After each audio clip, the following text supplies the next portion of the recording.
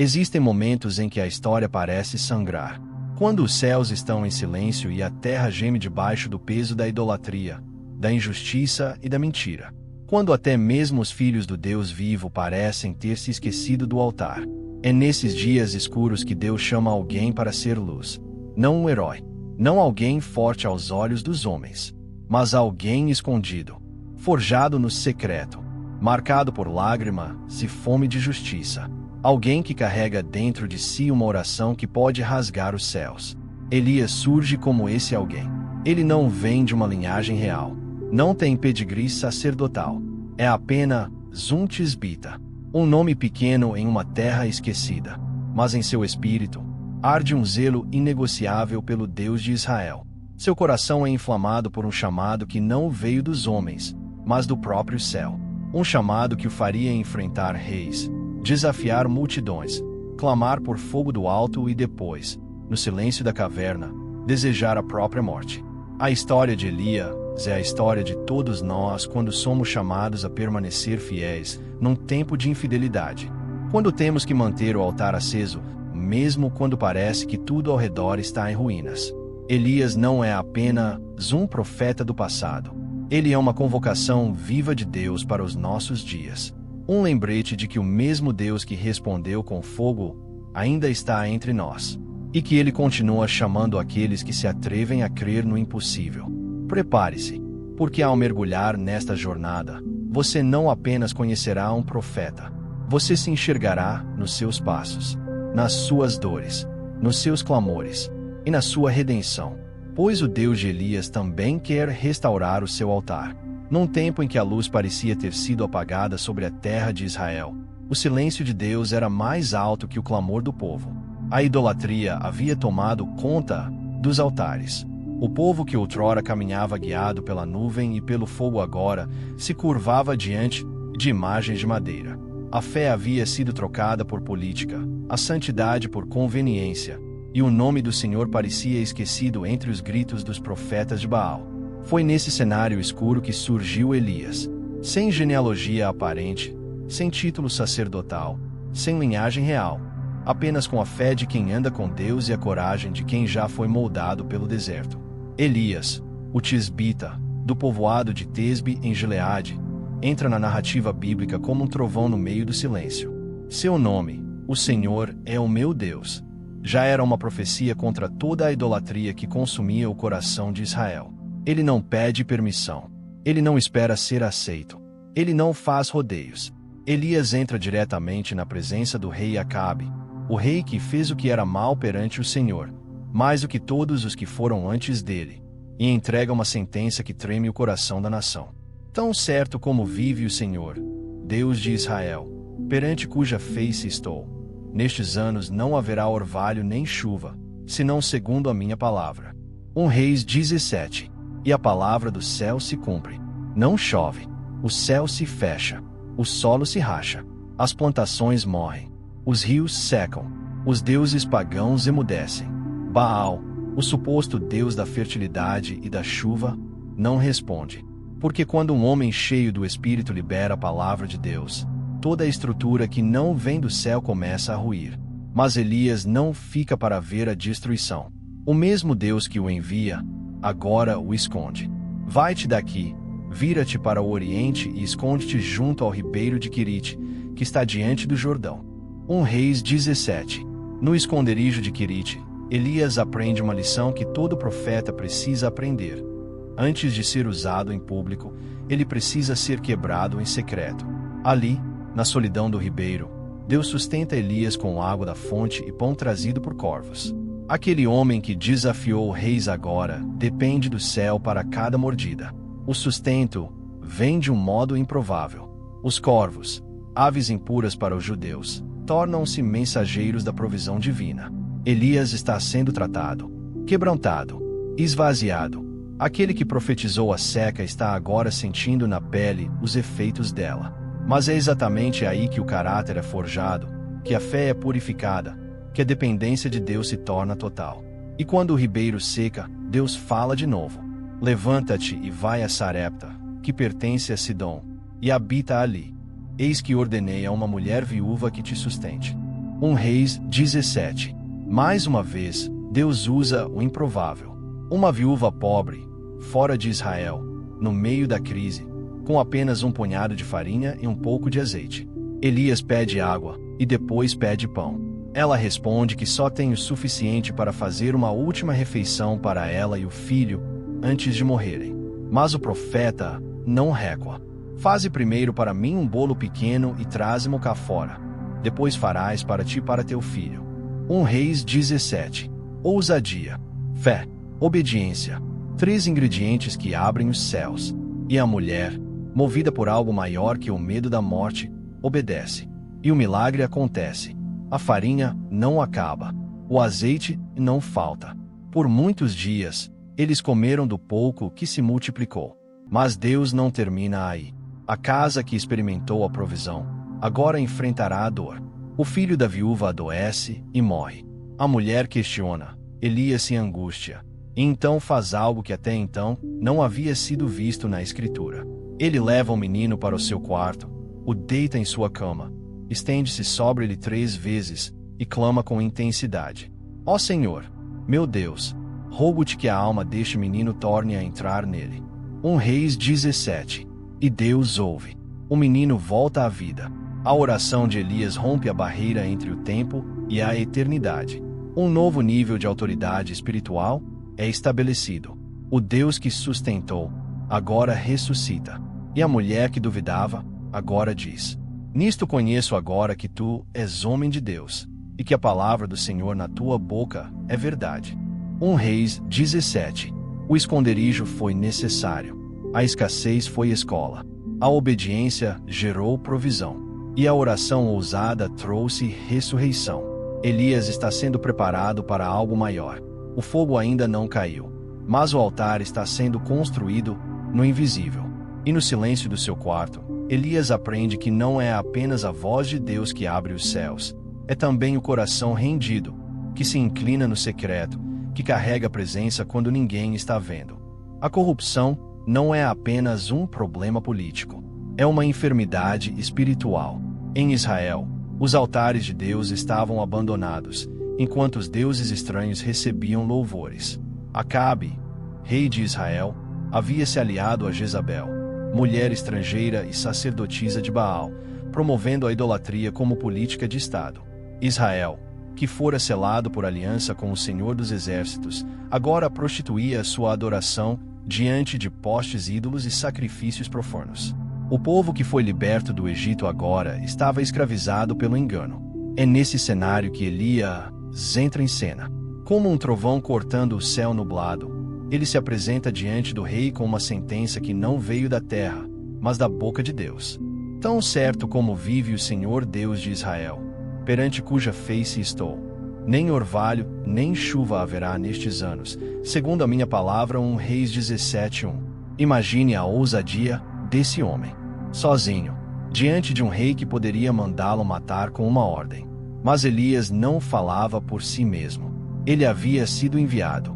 E quando alguém é enviado por Deus, nenhuma ameaça humana é suficiente para fazê-lo recuar. A sua palavra carregava o peso da santidade divina e a autoridade de quem conhece o coração do Altíssimo. A seca não foi apenas uma punição natural. Foi uma mensagem espiritual.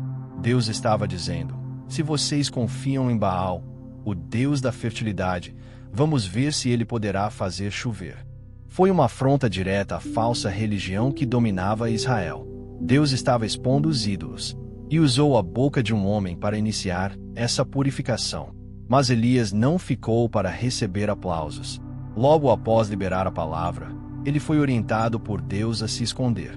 A mesma boca que ousou confrontar o rei, agora se calava sob a direção do Espírito.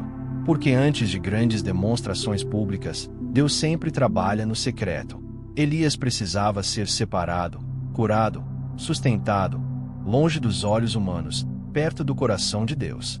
E aqui está uma lição para nós. Às vezes, o esconderijo de Deus é o maior sinal de que estamos no centro da vontade dele. Muitos confundem visibilidade com propósito. Mas os maiores profetas da Bíblia foram homens e mulheres que aprenderam a habitar na sombra do Onipotente antes de falar à multidão. O esconderijo não é castigo, é preparação. Enquanto Israel secava, o céu preparava um novo tempo. O homem que havia liberado a seca precisava aprender a confiar no Deus que sustenta mesmo quando tudo ao redor parece estéril. Elias seria levado ao ribeiro de Querite, e ali, ele aprenderia que o mesmo Deus que manda parar a chuva é o que envia pão por meio de corvos. Este foi apenas o início. A tempestade espiritual em Israel apenas começava a se formar, mas o céu já havia escolhido seu instrumento. E mesmo que Acabe tivesse um trono, Elias tinha uma palavra, e a palavra de Deus nunca volta vazia. Depois de confrontar o rei Acabe e declarar a seca que se estenderia por anos, não por acaso, mas pela autoridade que Deus havia delegado à sua boca profética, Elias desaparece. Ele não corre como um covarde, ele se retira por obediência. Deus o manda esconder-se junto ao ribeiro de Querite, no meio do nada, cercado por silêncio e solidão. Ali, não haveria palácio, púlpito, público, nem prestígio. Haveria apenas dependência. Querite é o lugar onde Deus corta. O nome do lugar em hebraico carrega essa ideia. É onde Deus separa o profeta daquilo que é desnecessário, onde ele o poda, onde ele o forma no segredo. Antes de Elias subir ao Carmelo para o confronto com os profetas de Baal, ele precisava passar por Querite. Antes do fogo, vem o esconderijo. Antes do poder público, vem o quebrantamento particular. O Deus que envia para profetizar, também manda recolher para preparar. No silêncio de Querite, algo sublime acontece. A natureza se dobra à ordem de Deus. Corvos, aves consideradas impuras, começam a alimentar Elias. Pela manhã e à tarde, eles trazem pão e carne. Um milagre cotidiano. Um cuidado divino que desafia a lógica. É como se o Senhor dissesse: enquanto todos enfrentam a escassez da seca, você, meu servo, será sustentado pelo céu. Isso nos revela algo profundo. Quando obedecemos a Deus, mesmo que isso nos leve ao isolamento, nunca estaremos fora da provisão. Elias não está em um banquete palaciano, mas também não passa necessidade. O milagre não acontece em abundância, mas em fidelidade. O pão e a carne não chegam em excesso, mas chegam sempre na hora certa. Essa é uma lição que arde no coração de quem já passou pelo deserto. Deus não se atrasa. Às vezes, queremos ver o fogo descer, queremos os milagres públicos, os sinais incontestáveis. Mas Deus nos leva primeiro ao lugar onde o único aplauso é o do céu, onde o único público é a nossa alma diante dele, onde o som das águas do ribeiro é mais alto que qualquer fama. Ali, aprendemos que não precisamos de palco, precisamos de presença, que não necessitamos de multidões, mas da palavra que nos dirige. Mas mesmo esse tempo não dura para sempre. A Bíblia nos diz que, com o tempo, o ribeiro secou, porque não chovia sobre a terra. E isso parece contraditório. O próprio Deus mandou Elias para aquele lugar. Por que então permitir que a fonte secasse? Há momentos em que Deus nos chama a um tempo, a um lugar, a uma estação.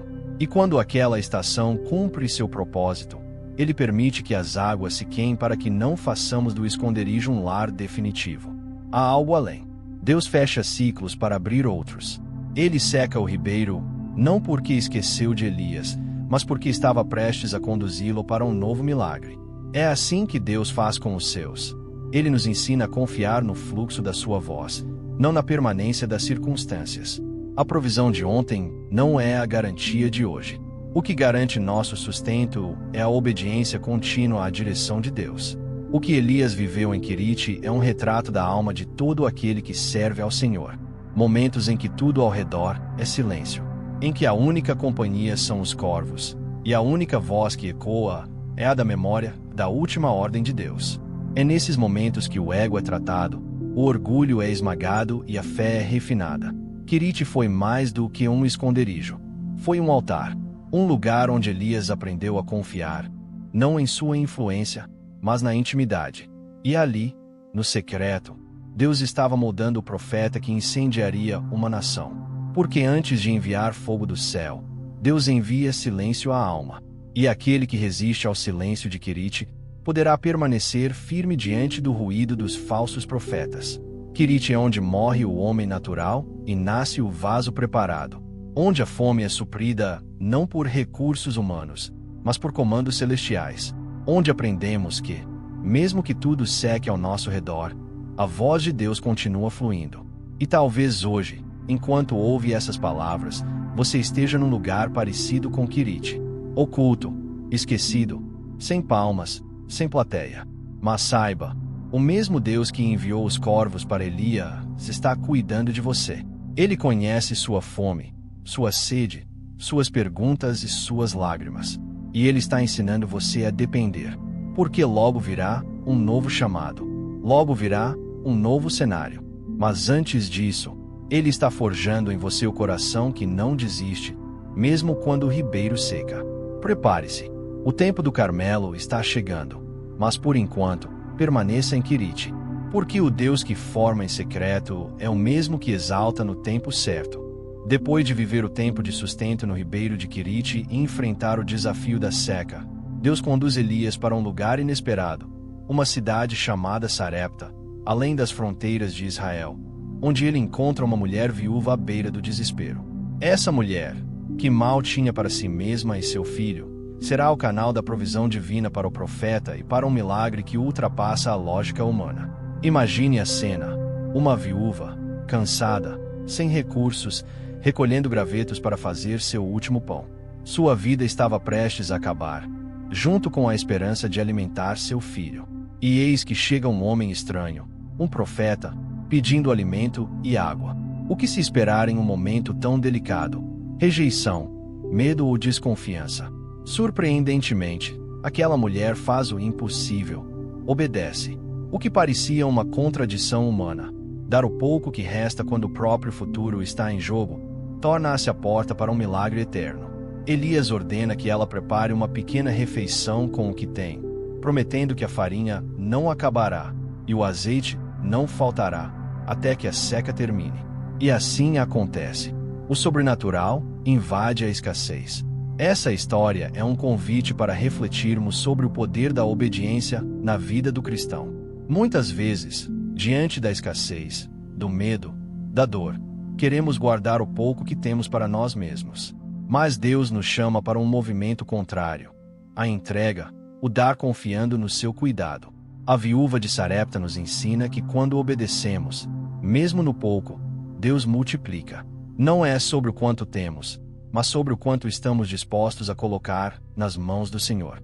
Sua fé simples, porém grandiosa, ativou a provisão divina que susteve a todos durante a seca. Mas o teste da fé dela não termina aí. Após um tempo, seu filho adoece gravemente e morre. A dor invade o coração da mulher. O silêncio toma conta da casa, e o futuro se torna incerto novamente. Elias, movido pelo Espírito, ora fervorosamente, clamando a Deus, e o menino é ressuscitado. Um milagre de vida em meio à morte, prova viva de que o Deus de Elias é o Deus da restauração. Esse episódio revela a profundidade da fé que Elias manifestava.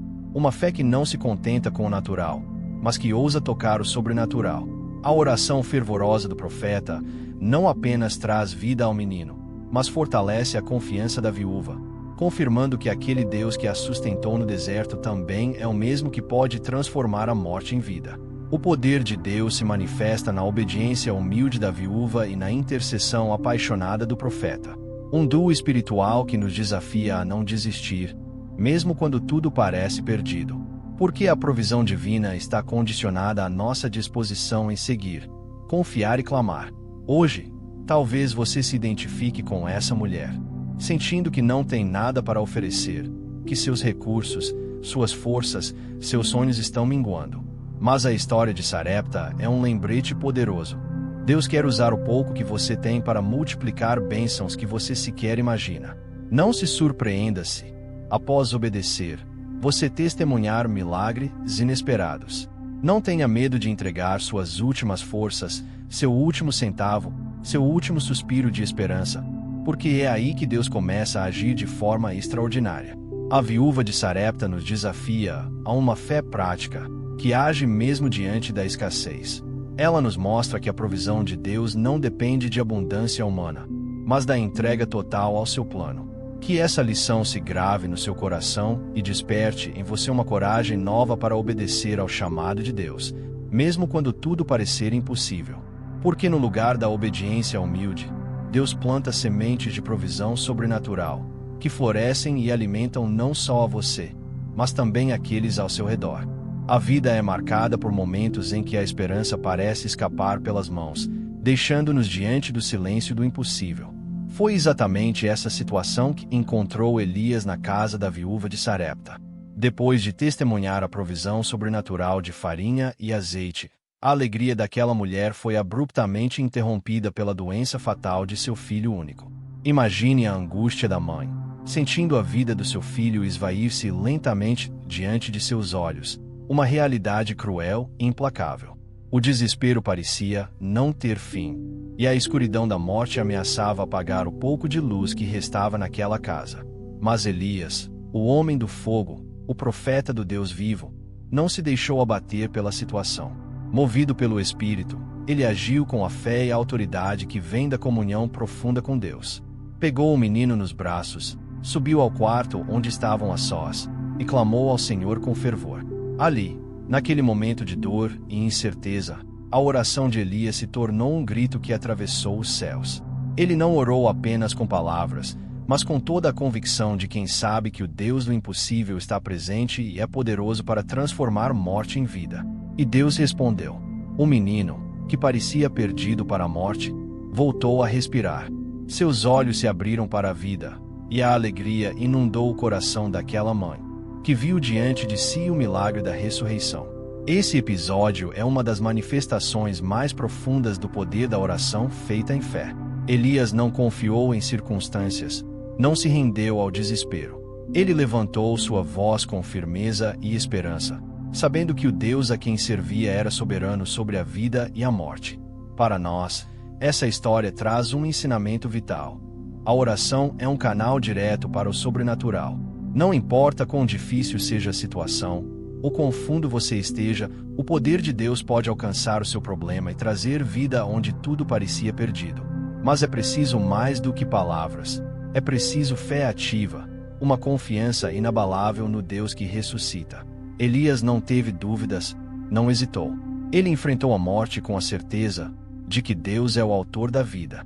Essa passagem também revela o coração de Deus, que não é indiferente ao sofrimento humano. Ele se compadece, se importa e responde ao clamor daqueles que buscam sua intervenção. O Senhor não é um Deus distante, mas um Pai amoroso que se move em favor dos seus filhos. Se hoje você enfrenta momentos de perda, de desespero ou situações que parecem sem solução, lembre-se da oração de Elias e da resposta divina que devolveu vida ao menino da viúva. Saiba que o mesmo Deus pode operar milagres em sua história. Permita que essa verdade fortaleça sua fé e que suas orações sejam feitas com a mesma confiança e coragem do profeta. A ressurreição do filho da viúva não é apenas um relato do passado, é uma promessa viva para quem crê. Continue firme, pois Deus está ouvindo. Ele é o Deus que restaura, que levanta, que faz o impossível acontecer. Em meio ao silêncio da espera, Deus está preparando a resposta que vai mudar sua história para sempre.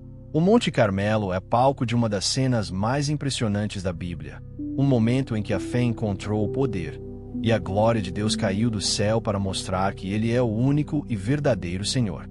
Imagine o cenário: Israel mergulhado na apostasia, o povo dividido entre o Deus vivo e os falsos deuses pagãos, encabeçados pelos profetas de Baal.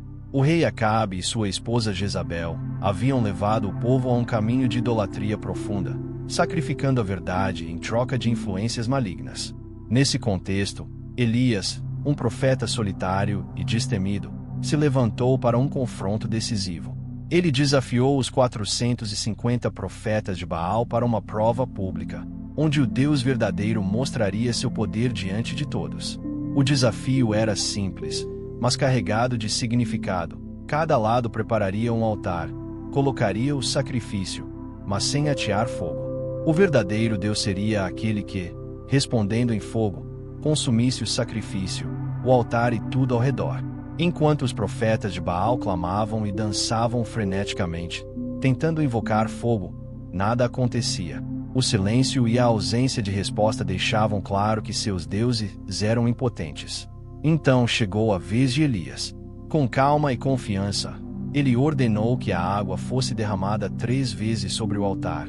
Uma tentativa quase absurda, pois a água encharcava tudo, tornando o fogo praticamente impossível.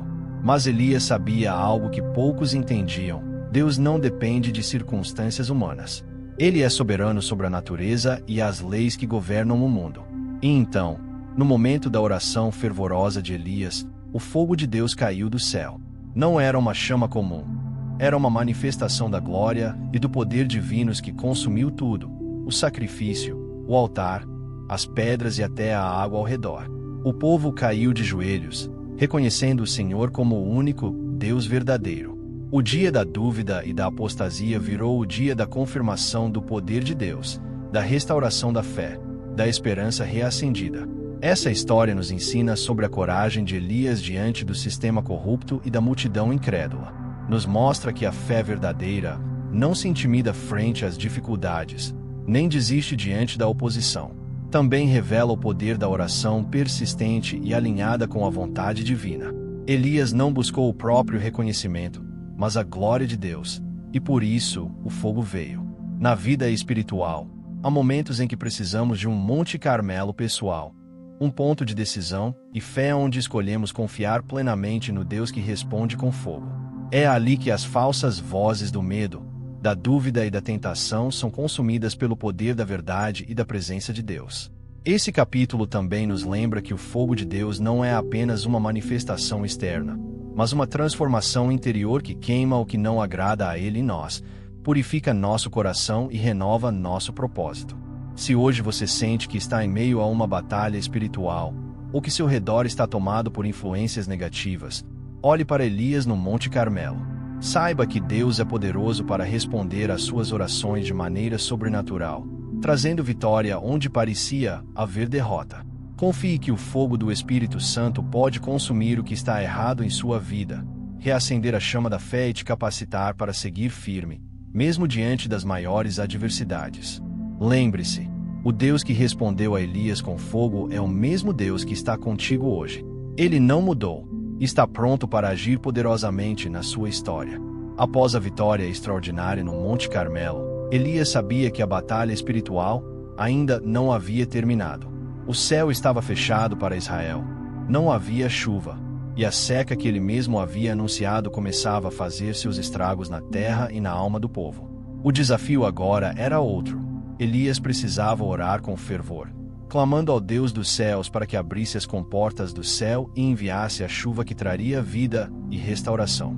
Esse momento revela a dimensão poderosa da oração de um profeta que tem intimidade com Deus, que sabe clamar com fé e perseverança, mesmo quando tudo parece silencioso no céu.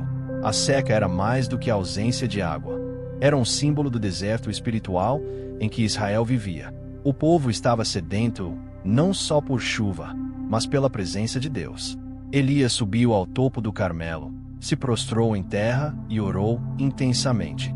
Sua oração não era apenas uma súplica comum, mas um clamor que abalava os céus, que mexia com o coração de Deus.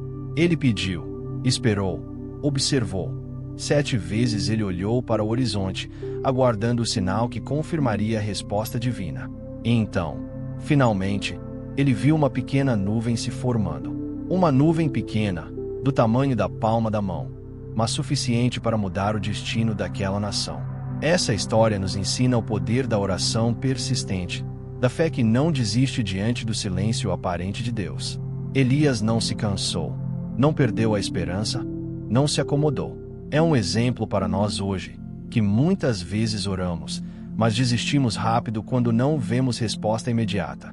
Oração que abala o céu é aquela que é feita com coração quebrantado, com certeza na promessa de Deus e com a disposição de esperar, mesmo quando a tempestade parece longe. Também nos mostra que Deus é misericordioso e responde no tempo certo, e que Ele se alegra com a persistência daqueles que o buscam. No meio de sua jornada, Elias enfrentou o desânimo, a perseguição, a dúvida, mas não abandonou o altar da oração. Essa perseverança é a chave para qualquer transformação espiritual. É a coragem de continuar orando, buscando, crendo, mesmo quando tudo ao redor sugere o contrário.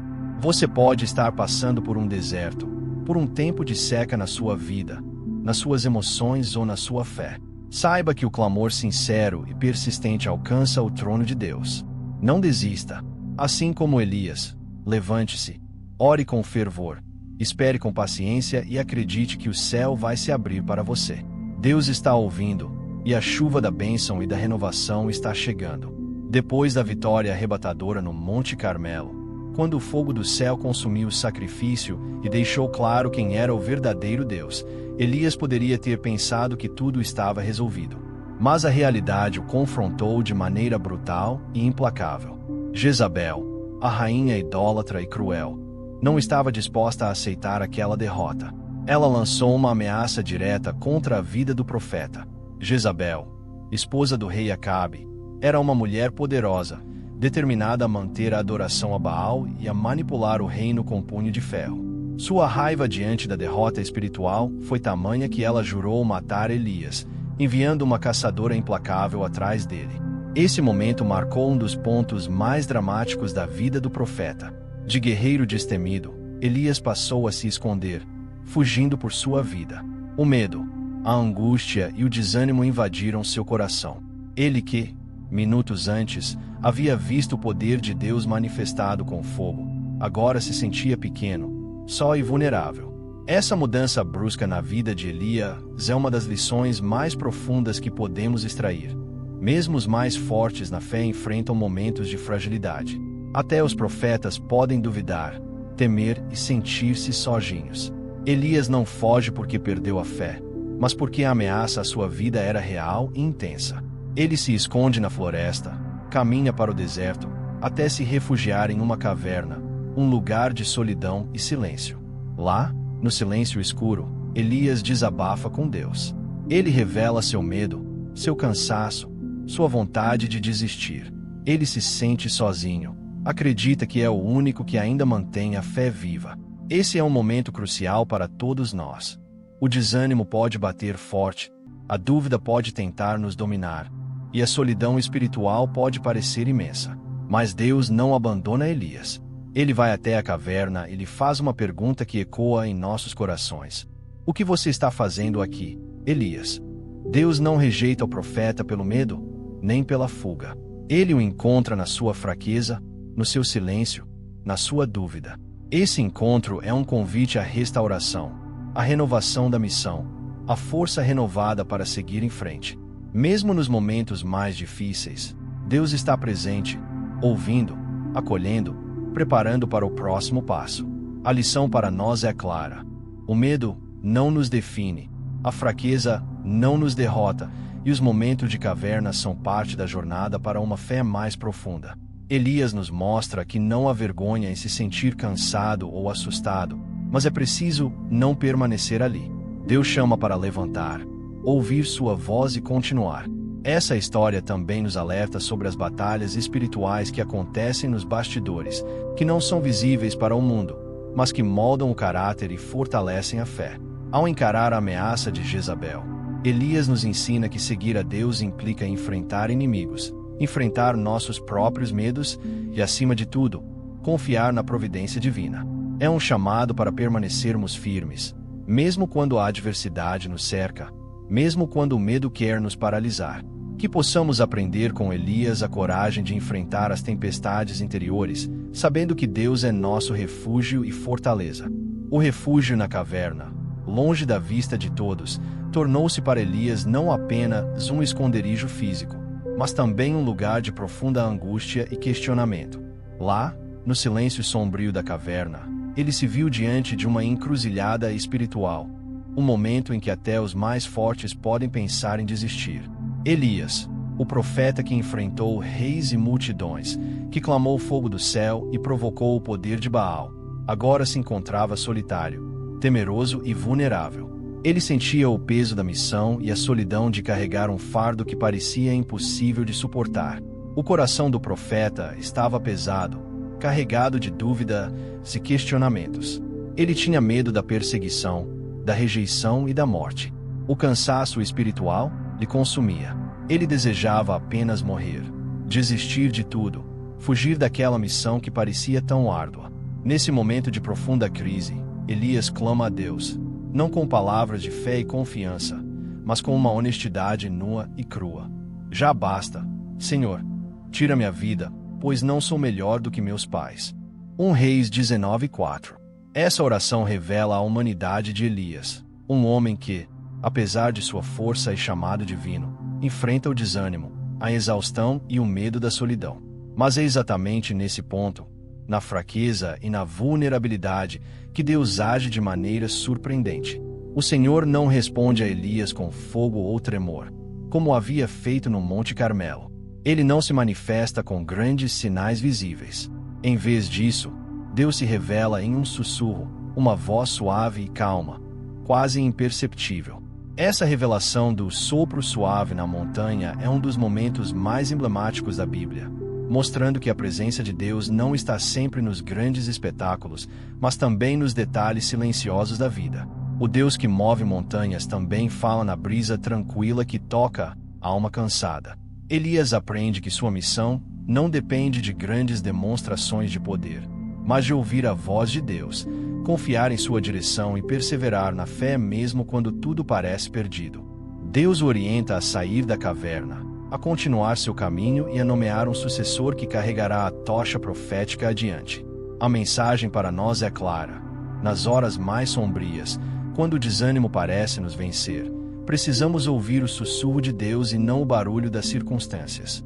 A voz de Deus pode estar baixa, mas é suficiente para restaurar a alma, renovar a esperança e dar força para continuar.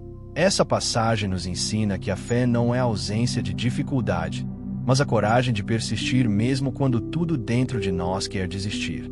Elias nos mostra que mesmo os maiores homens de Deus enfrentaram crises profundas, mas que a fidelidade ao chamado e a escuta atenta ao Espírito são a chave para superá-las. Que possamos encontrar conforto e inspiração na voz suave do Senhor, que nos chama para seguir, confiar e viver a missão que Ele nos confiou. Após o intenso confronto no Monte Carmelo, quando o fogo do céu consumiu o sacrifício e mostrou o poder de Deus, Elias esperava uma manifestação grandiosa para confirmar sua missão. No entanto, ao se refugiar na caverna, a resposta divina foi completamente diferente, sutil, quase imperceptível. Deus não estava apenas no fogo e no terremoto que haviam sacudido o monte, mas também no sopro suave que seguiu.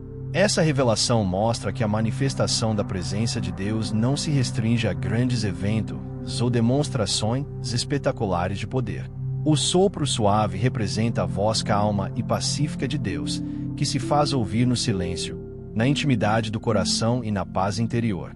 É o convite para uma comunhão profunda, onde Deus fala diretamente à alma, conforta e renova, longe do barulho do mundo e das tempestades externas.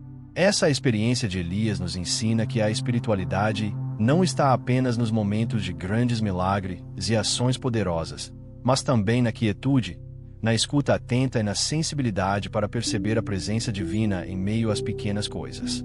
Deus muitas vezes nos fala através da paz interior, da convicção silenciosa e do direcionamento discreto que nos guia diariamente. Essa voz suave é capaz de transformar corações endurecidos e reacender a chama da fé quando tudo ao redor parece desmoronar. Elias, após ouvir esse sussurro divino, recebeu a missão de não apenas continuar sua jornada, mas também de passar adiante seu legado. Deus ordenou que ele ungisse Eliseu como seu sucessor, um jovem com coração dobrado, sedento por mais do Senhor e disposto a carregar o manto profético. A passagem nos mostra que Deus não age sozinho em sua obra. Ele prepara sucessores, fortalece comunidades e dá continuidade ao propósito eterno. O sopro suave que guiou Elias também orienta cada um de nós, oferecendo direção para nossas vidas, mesmo quando não compreendemos os planos divinos em sua totalidade. É uma lembrança de que a fidelidade e a obediência são cultivadas na escuta e na sensibilidade ao Espírito. Assim como Elias, somos chamados a reconhecer que Deus pode agir tanto com poder e fogo quanto com delicadeza e paz. Essa dualidade é fundamental para entender a profundidade do relacionamento com o Criador, que é ao mesmo tempo grandioso e íntimo, majestoso e pessoal. Que possamos aprender a ouvir a voz suave no meio do caos, a encontrar descanso na presença de Deus e a confiar que Ele está sempre conosco, mesmo quando o espetáculo parece ausente. Deus não está só no fogo, Ele está no sussurro que nos chama a seguir em frente, a persistir na fé e a cumprir a missão que Ele colocou em nossos corações. Elias foi um profeta que viveu tempos de grande apostasia, quando o povo de Israel se desviava do verdadeiro Deus, entregando-se à idolatria e à corrupção espiritual. Sua história é um testemunho poderoso da fidelidade inabalável a Deus, mesmo diante das maiores adversidades, da perseguição e do medo. Ele não apenas confrontou reis e falsos profetas, mas também experimentou momentos de profunda solidão e desânimo. No entanto, foi justamente nesses momentos que Elias encontrou a verdadeira força no Deus vivo, que não se revela apenas em grandes sinais e prodígios, mas também na voz suave e no cuidado constante. A coragem profética de Elias nos inspira a manter a fé firme, mesmo quando o mundo parece escuro e as circunstâncias impossíveis. Sua vida nos ensina que o verdadeiro poder espiritual não está na força humana, mas na comunhão constante com o Espírito de Deus, que renova, fortalece e guia. Através do manto de Elias, vemos que o legado da fé é passado de geração em geração, e que Deus continua agindo hoje, da mesma forma, para restaurar, libertar e reacender a paixão pelo seu reino em nossos corações. Que a história de Elias desperte em você a coragem para enfrentar seus próprios desafios com fé e determinação, sabendo que o Deus que fez o fogo cair do céu é o mesmo Deus que está contigo agora, pronto para agir em sua vida. Permita que essa jornada profética transforme sua alma, renovando seu propósito e sua esperança, para que você seja também um instrumento de restauração e luz neste mundo. Que a vida de Elias, com toda a sua fé, coragem e entrega, inspire você a confiar no Deus que age poderosamente até hoje. Se essa mensagem tocou seu coração e você deseja continuar crescendo na fé, recebendo mais ensinamentos que fortalecem seu espírito e iluminam seu caminho, não deixe de se inscrever no canal Messias Alpha. Aqui você encontra conteúdos que alimentam sua alma e te aproximam cada vez mais do propósito divino. Clique no botão de inscrever-se, ative o sininho para não perder nenhuma mensagem e faça parte desta comunidade de fé que busca viver o reino de Deus com poder e amor. Obrigado por estar conosco nesta jornada. Que Deus te abençoe abundantemente.